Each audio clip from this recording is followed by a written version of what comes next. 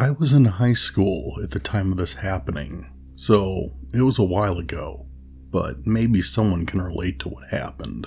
We had a 3-day weekend, and it was my junior year, so when we had that extra day off, it was just great.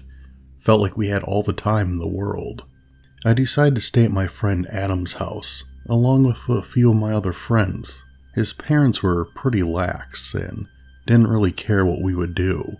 So it was awesome staying over there, because we could go out as late as we wanted without getting hassled. This particular night, we decided to go to Denny's at about 2 a.m. I know, sometimes not the greatest people are there at that time of the morning, but we didn't care. We got there, and it was mostly empty. That was odd, considering the bar crowd usually filled the place up around that time. We ordered all our food and were sitting around chatting when nature called, so I headed to the bathroom. I finished up and was washing my hands when I heard a voice from the stall call out, "Hey, Steve, what time is it?" I looked around as I was the only one in there, and my name certainly wasn't Steve, so I didn't respond. "Steve, we got to go now or what, man?" I decided to inform this guy that I wasn't the person he was looking for. I then heard a toilet flush, and a shorter, middle-aged man with long hair exited the stall. "Oh, sorry, buddy. I thought you were my friend. Hey, you got the time, though?" I told him it was 2:30 a.m. He didn't really seem to care. It seemed as if he was just using that as an excuse to start a conversation. He began to tell me all about himself, how he was a traveling poet, going across the U.S., and just had gotten to my city. He didn't want to stop talking, so eventually I excused myself and headed back to my table. I told my friends about the encounter and pointed out the guy as he left the restroom and went and sat back down with a group of people. Soon we saw the traveling poet and his group leave, and we left shortly after. As we made our way to my friend's car, I heard a familiar voice come from behind me. "Hey, buddy." It was the poet again.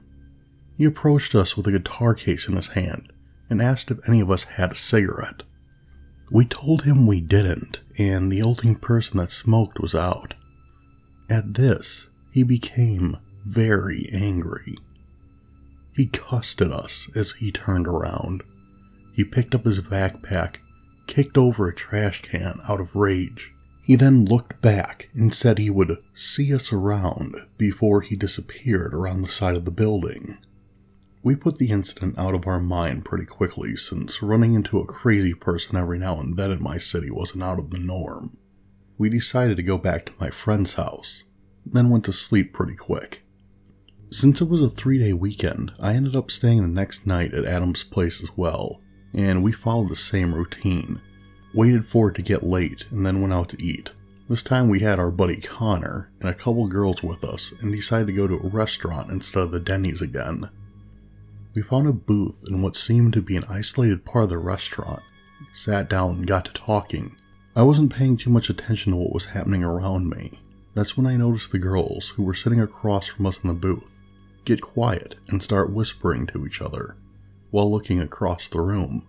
I asked them if there was something wrong, and the response from my friend Emily was, "Don't make it obvious, but there's a creepy guy a few tables behind us, and he hasn't stopped staring at Kim and I since he sat down." I looked over at my friend Connor, and immediately did what they told us not to do. Turned around and stared. To my surprise, the man who occupied the booth was none other than the traveling poet from last night. He stared directly back at me, with no facial expression, and I turned back around. "Dude, isn't that your bathroom buddy from last night?" Adam asked me. I turned around again, and this time, the man slammed his hands down on the table, making a pretty loud smack in the nearly empty restaurant. The waitress came by with food in her hand, passed us, and proceeded to his table, so I only assumed it was for him. I didn't turn around after that, until the girls informed us that he was still staring. Connor and I flipped back around to confront the guy, and that's when he raised his knife in the air. He didn't get up, just raised the knife and made a stabbing motion, while leaning forward and pointing at us. At this, we decided it was time for us to go. So the four of us got up and started walking. I saw the man stand up as well. We paid for our dinner at the counter and then proceeded outside. I didn't look back, but I could feel the man following us. We were parked quite a ways away from the door, so there was about 15 or 20 seconds of walking to the car. I know that doesn't sound like a lot, but when someone is following you, it seems like 15 or 20 miles. When we made it to Connor's truck, we piled in fast. That's when I took another glance at the man. He was only about 40 feet behind us. I locked eyes with him, and that's when he took off in a full sprint towards the car. I slammed the door and hit the lock as soon as he made it to us. He grabbed my door handle and started banging on the window as hard as he possibly could. I don't know how it didn't break. Connor fumbled with the keys as the man kept beating on the window.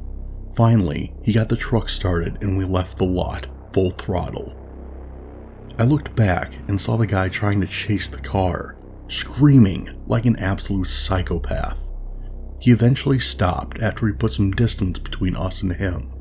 I then saw him fall onto his knees and start hitting the ground with his fists. We made it back to Connor's and debated calling the police, but decided against it as a group, since we figured he would be long gone. After that, I never saw the guy again.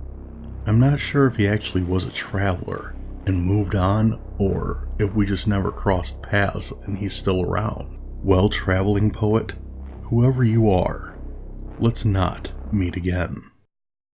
Hey everyone, Dismal Hero here. Thanks for checking out the video, and if you like what you saw, make sure to subscribe so you're always up to date with my new videos. Thank you again for watching, and I'll see you next time.